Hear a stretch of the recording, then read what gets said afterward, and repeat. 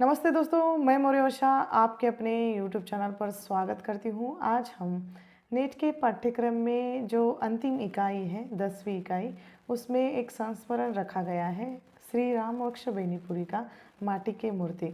माटी के मूर्ति इस संस्मरण को आज हम देखने वाले हैं। ठीक है, श्री रामवक्ष बेनीपुरी का अलग से एक उनका व्यक्तित्व एवं कृतित्व या उनका परिचय मैं अलग से एक वीडियो में दे दूंगी। फिलहाल इस वीडियो में हम उनका माटी के मूर्ति ये संस्मरण देखने वाले हैं। ठीक है, तो माटी के मूर्ति इस संस्मरण को देखने से पहले मैं आप लोगों को इस माटी के मूर्ति का थोड़ा सा परिचय देना चाहूँगी। इसके लेखक श्री रामवक्ष बेनीपुरी हैं। ये संस्मरण विधा की रचना है। इसका रचना काल 1946 बताया गया है, जो दिवाली के दिन में लेखक ने लिखी हुई है। ऐसा खुद लेखक ने इस किताब में जो दिया हुआ है भूमिका में। ठीक है, तो 1946 में प्रकाशित ये जो रचना है, इस किताब का प्रकाशन वर्ष या रचना काल यही हमें मिलता है 1946। अब ये जो रचना है या ये संस्मरण विधा की जो रचना है, इसमें 12 छोटी छोटी कथाएं आती हैं। आप अगर गूगल पर इसको सर्च करेंगे तो आपको ये कहानी विधा की रचना बताएंगे कोई लोग, लेकिन ये संस्मरण विधा के अंतर्गत आने वाली रचना है। और इस किताब को 12 छोटे छोटे खंडों में इसका विभाजन हुआ है। तो 12 खंडों के ऊपर मैं एक लगभग 12 वीडियो लेकर आने वाली हूँ, क्योंकि विस्तार से हम इस विधा के अंतर्गत या इस किताब का विस्तार से अध्ययन करने वाले हैं, क्योंकि ये रचना नेट के पाठ्यक्रम में रखी गई है। तो चलिए शुरू करते हैं। इस खंड में आने वाला पहला जो शीर्षक है रजिया। वैसे मंगर, रजिया और बहुत सारे इसमें पात्र आते हैं, या जिन पात्रों को लेकर लेखक ने संस्मरण लिखे हुए हैं वो हम एक एक करके देखने वाले हैं। इस वीडियो में हम उनके पहले संस्मरण को देखेंगे, जिसका नाम है रजिया। अब रजिया इस संस्मरण के अंतर्गत बहुत सारे पात्र आते हैं। उसमें पात्र परिचय में प्रमुख है रजिया, जो एक मुस्लिम चूड़ी हरिन है।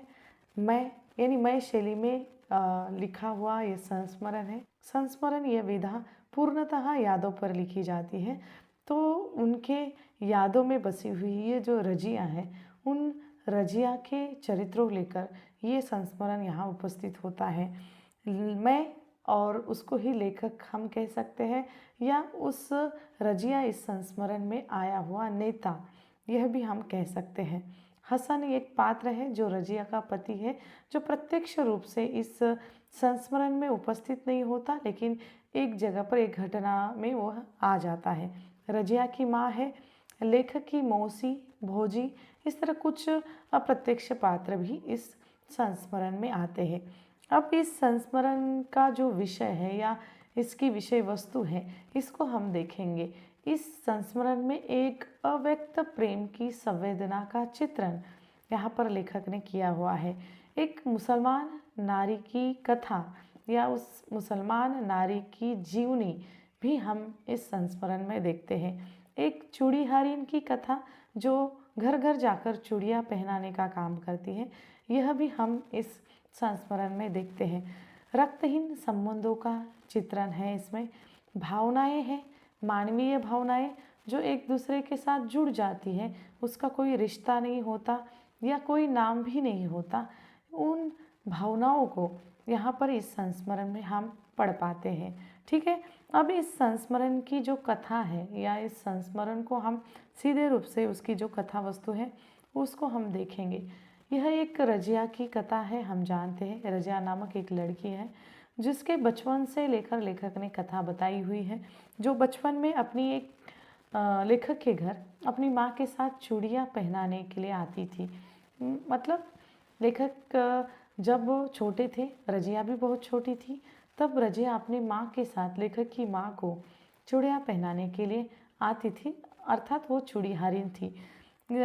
यहाँ पर जब पहली बार लेखक ने रजिया को देखा था, तब उसको वो घूरते ही रहे थे, क्योंकि दिखने में काफ़ी सुंदर ये रजिया रही है। लेखक के गांव में रजिया की माँ के हाथों से ही सब लोग चूड़ी पहनते थे, क्योंकि वो एक कुशल चूड़ीहारिन थी। क्योंकि सभी औरतों को उसका चूड़ी लाना और पहनाना बहुत पसंद था। जब छोटे से लेखक रजिया के पीछे पीछे एक दिन जाने लगते हैं तो रजिया की माँ ने उसको हंसकर कहा था, यानी मजाक में कहा था, क्यों रे रजिया, यह दूल्हा तुम्हें पसंद है? तब लेखक यह बात सुनकर वहाँ से भाग तो जाते हैं और एक मुसलमानिन से ब्याह कैसे हो सकता है, ऐसा उनको लगता है। यहाँ पर एक प्रश्न चिन्ह है, क्योंकि मजाक में तो कह दी है, लेकिन एक मुसलमानिन के साथ एक हिंदू लड़का शादी कैसे कर सकता है, विवाह कैसे कर सकता है, यह उन्हें लगता है। कुछ दूर जाने के बाद जब लेखक ने मुड़कर उसे देखा, यानी रजिया को देखा, तो रजिया शर्मा कर वह अपने माँ के पैरों में लिपटी हुई थी। रजिया चूड़ीहरीन इसी गांव की रहने वाली थी जहाँ पर लेखक रहते थे। जिस गांव में लेखक रहते थे उसी गांव की ये थी। शादी के बाद भी वही रही। लेखक से उसकी भेंट कभी कभार हो जाया करती थी। लेखक पढ़ने के लिए शहर गए, लेकिन रजिया की पढ़ाई नहीं हुई, वो पढ़ नहीं पाई। वह अपनी माँ के साथ चूड़ी पहनाने का जो काम होता है या अपना माँ का जो व्यवसाय है वही करने लगी। वही चूड़ी पहनाने का काम वह करने लगी और सीख गई। नवी नवीली दुल्हन के हाथों में चूड़ी पहनाने का काम रजिया बड़ी कुशलता के साथ करती थी और ये उसे पसंद था।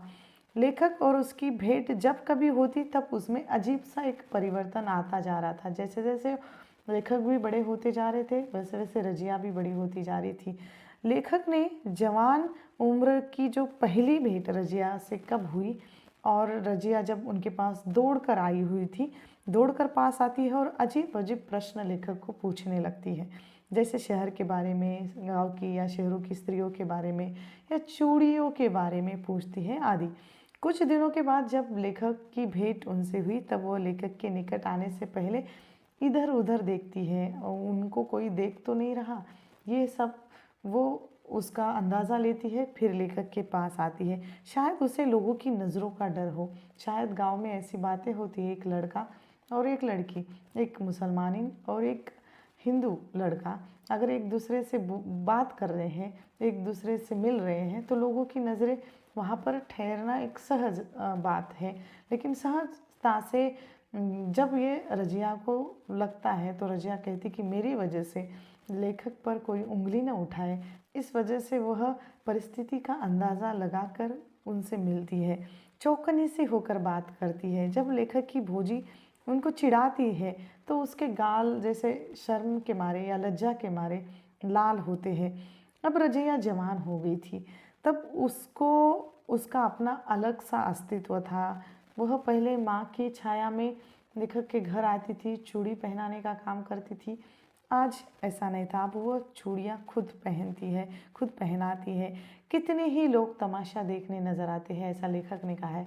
तमाशा मतलब रजिया को देखने या रजिया का चूड़ी पहनाने का जो काम है वो देखने हर कोई वो उनके पास आता था।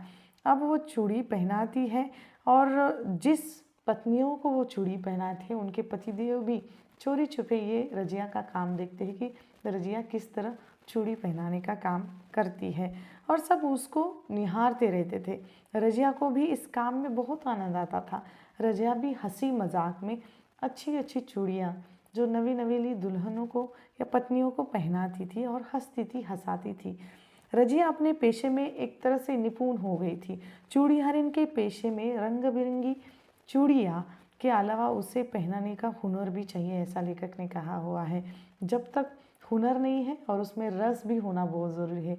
अगर रस और हुनर है तो कोई भी आकर उनके पास से चूड़ियाँ पहना सकता है या पहन के ले सकता है। एक दिन अचानक वह गांव में आई और उसके साथ एक नौजवान पति भी था। लेखक की बचपन की भावना एक सिकन के साथ जैसे लुप्त हो गई थी। जब लेखक की शादी हुई तब लेखक की पत्नी को भी रजिया चूड़ियाँ पहनाने के लिए आती थी, उसके साथ भी हंसी मजाक करती थी। रजिया ने अपनी प्रेम कथा भी सुनाई थी जो बचपन में हंसी मजाक में रजिया की माँ चिढ़ाती थी। उसके पति का नाम हसन था और हसन के साथ भी जो प्रेम विवाह हुआ था वो भी हंसी मजाक में पत्नियों को सुनाती रहती थी। दोनों का जीवन आगे बढ़ता गया। एक दिन पटना शहर में कहा है कि लेखक जहाँ पर एक समाचार पत्र में काम करते थे और उस जगह पर एक दिन लेखक एक पान वाले की दुकान पर अपने कुछ प्रशंसक नवयुवकों के साथ पान खा रहे थे। तभी एक बच्चा आकर उनको कहता है कि बाबू, वह औरत आपको बुला रही है। अब चौक पर कौन सी औरत होगी, ये प्रश्न चिन्ह है।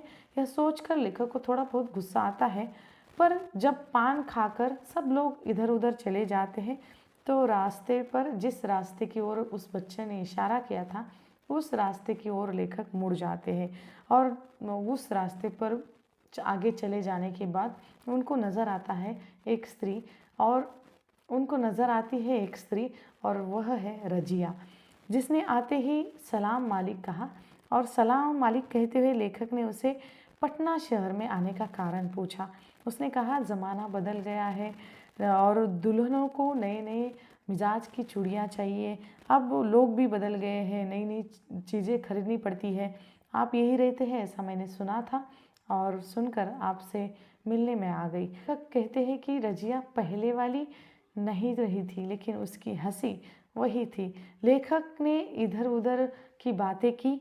अब गांव का वातावरण बदल गया है। हिंदू स्त्रियां अब मुसलमान स्त्रियों के हाथों से या मुसलमान चूड़ी हरण के हाथों से चूड़ियाँ पहनना पसंद नहीं करती है।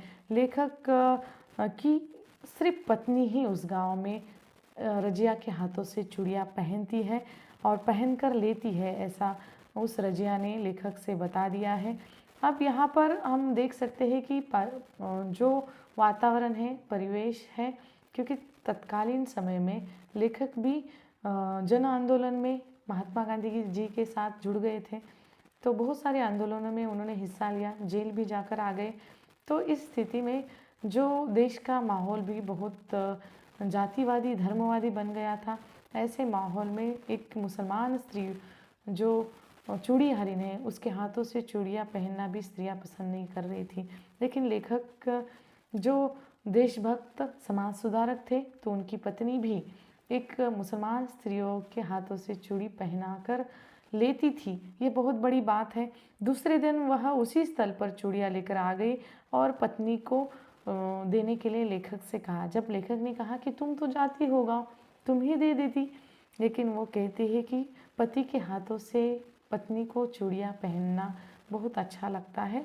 और इस भेंट के बाद बहुत साल बीत गए, लेकिन रजिया की और लेखक की मुलाकात नहीं हुई। लेकिन एक बार लेखक अचानक रजिया के यानी उसी गांव में चुनाव के चक्कर में गए थे और रजिया चूड़ी हरिन कहाँ रहती है, ये प्रश्न चिन्ह था।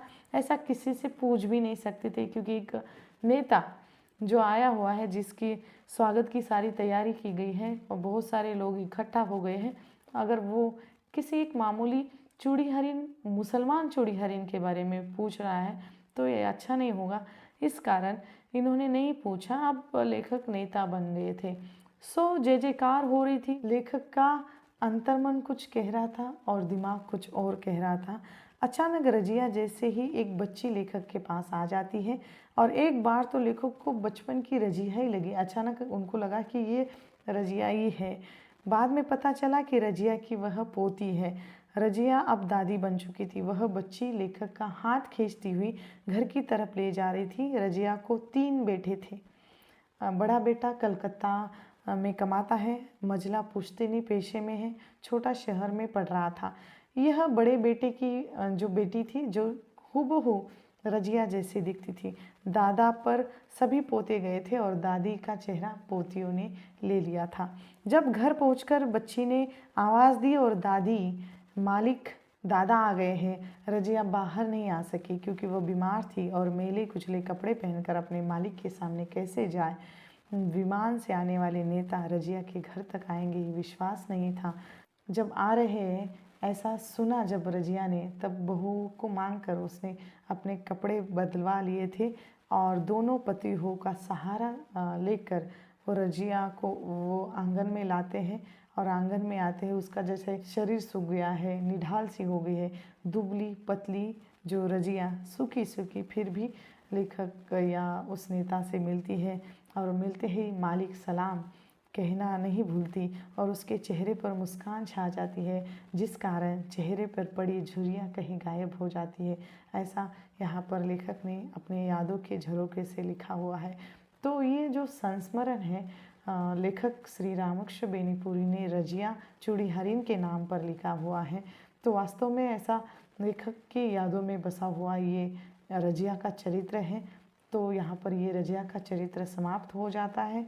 अगले वीडियो में हम आने वाले माटी के मूर्ति, इसमें आने वाले जो संस्मरण हैं वह देखेंगे। ठीक है, तो यहाँ पर हम रुकते हैं। जल्द मिलेंगे एक नए वीडियो में एक नए विषय के साथ। तब तक के लिए धन्यवाद।